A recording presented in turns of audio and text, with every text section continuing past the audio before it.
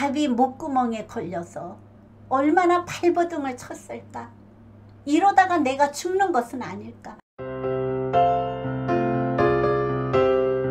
안녕하세요. 이한분TV입니다.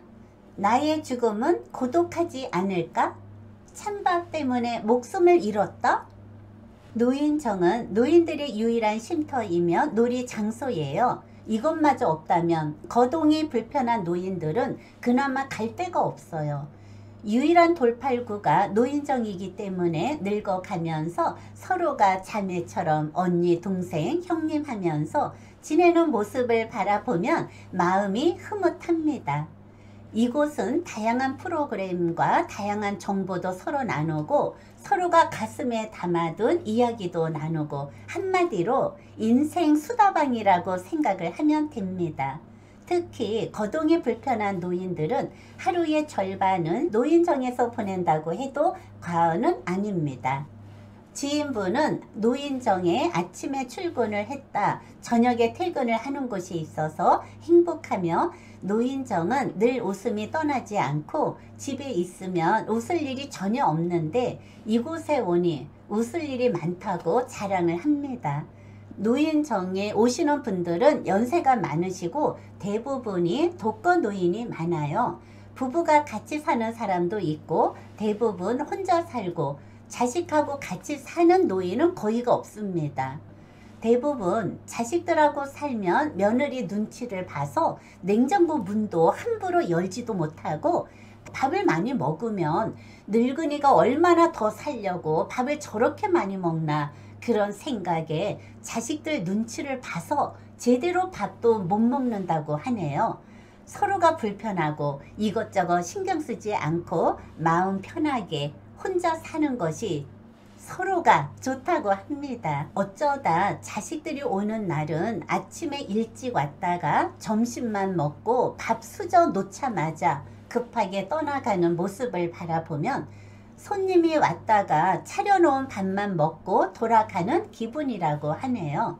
이것이 꿈인가 생시인가 꿈을 꾸는 듯 꿈속에서 자녀들을 만나는 기분이라고 하는 이야기를 들으면서 웃음이 나오기도 하고 한옆으로는 마음이 씁쓸하기도 합니다. 부모는 자식과 살을 맞대면서 하룻밤 자고 갔으면 하는 간절한 바람이지만 자녀들 입장에서는 이렇게라도 왔다가 가는 것이 나름대로 자식된 도리를 한다고 생각을 합니다. 오늘의 사연은 명절이 돌아오기 전에 가슴 아픈 사연이에요. 주변에 독거노인이 줄을 이루고 그리고 젊은 나홀로족이 먼 훗날 독거노인이 되는 거죠. 이야기 속으로 들어가면 청춘 노인정은 쌀이 많이 남아서 회원들이 의논을 한 결과 명절을 맞이하여 가래떡을 뽑기로 했어요. 노인분들은 미리 명절 준비를 하시잖아요. 명절 준비를 하면서 그나마 다행히도 자식들이 명절날 찾아오면 그것도 간지덕질하면서 그날 회원들이 서로가 명절 준비로 바빠서 떡 봉지를 나눠주고 점심은 각자가 집에서 해결하기로 했어요. 채씨 아주머니도 오늘은 집에 가서 점심은 대충 찬밥 덩어리에 물을 말아서 먹고 시장 봐온 것들을 정리를 해야겠다고 하면서 내일 보자고 하면서 각자들 떡 봉지를 들고 헤어졌습니다. 박씨 아주머니도 도토리 가루가 많이 남았어요. 그래서 명절날 채씨 아주머니는 자식들이 온다고 해서 도토리 묵을 써서 드시라고 찾아갔습니다. 채씨 아주머니 댁을 방문을 했습니다. 현관문이 반쯤 열려져 있는데 인기척이 없어서 형님 방 안에 있어요? 하고 들어가 보니 채씨 아주머니가 주방에 쓰러져 있어서 이게 웬일이야 형님 정신 좀 차려보세요. 정신 좀 차려보세요. 이게 무슨 날벼락이에요. 식탁에는 점심을 먹었던 흔적과 주방 위에는 시장을 본 물건들이 널려져 있고 노인정에 가서 이 사실을 알리고 119에 신고를 하고 병원으로 이송을 했으나 이미 돌아가셨어요. 박씨 아주머니는 이 광경을 보고 내가 조금만 일찍 갔으면 형님이 살았을 텐데 후회를 하는 것이죠. 나중에 알고 보니 최씨 아주머니가 점심을 드시다가 밥이 기도를 막아서 질식사를 해서 돌아가셨다고 하니 너무 어처구니가 없는 상황이잖아요. 내일 만나자고 약속을 하고 이렇게 몇 시간 만에 하늘나라로 가시다니. 최씨 아주머니는 올해 85세인데 회원들이 천하장사라고 하시더니만 이렇게 돌아가실 줄 알았으면 노인정에서 따뜻한 점심을 먹였으면 돌아가시지 않았을 것인데 서로가 끌어안고 엉엉엉 한참을 울었다고 합니다. 후회를 한들 무슨 소용이 있었겠어요. 고독사. 어르신은 숨을 못 쉬고 밥이 목구멍에 걸려서 얼마나 발버둥을 쳤을까. 이러다가 내가 죽는 것은 아닐까. 서서히 발버둥을 치다가 나중에는 힘도 없어서 조용히 눈을 감고 죽음을 받아들였을 것을 생각을 하니 너무나 가슴이 아픈 일이었어요.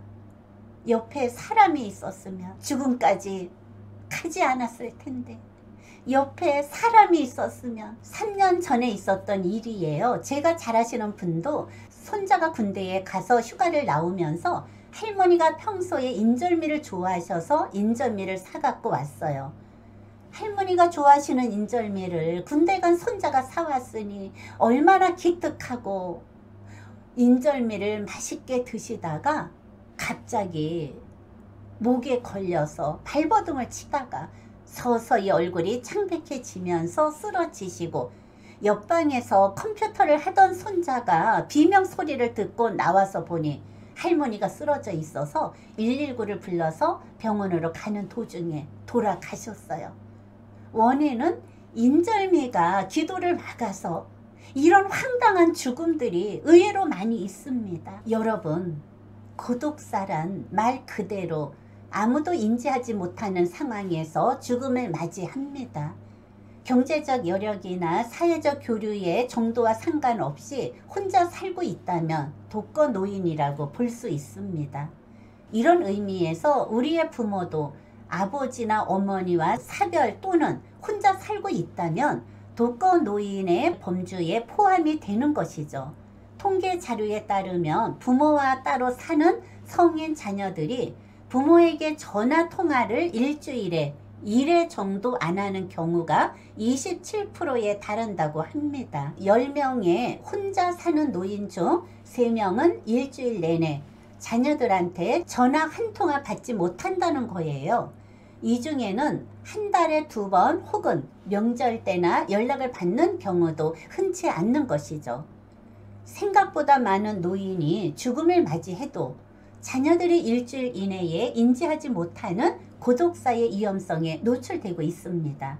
여러분, 고독사란 자녀된 입장에서 형제들이 돌아가며 자주 연락을 드리려고 노력하지만 혼자 계시기 때문에 늘 걱정이 되는 것은 사실입니다.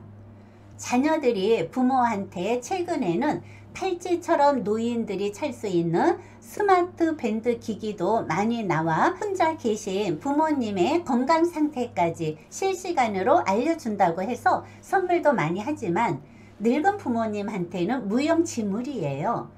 삶이 얼마 남지 않는 부모님이 원하시는 속마음은 부모님을 자주 찾아뵙고 일주일에 한 번이라도 전화를 해서 자식들의 사랑하는 마음을 가득 담아서 목소리를 직접 들려주는 것이 최선이 아닐까라는 생각을 합니다. 어머니, 아버지 사랑합니다. 지금까지 시청해 주신 여러분 고맙습니다.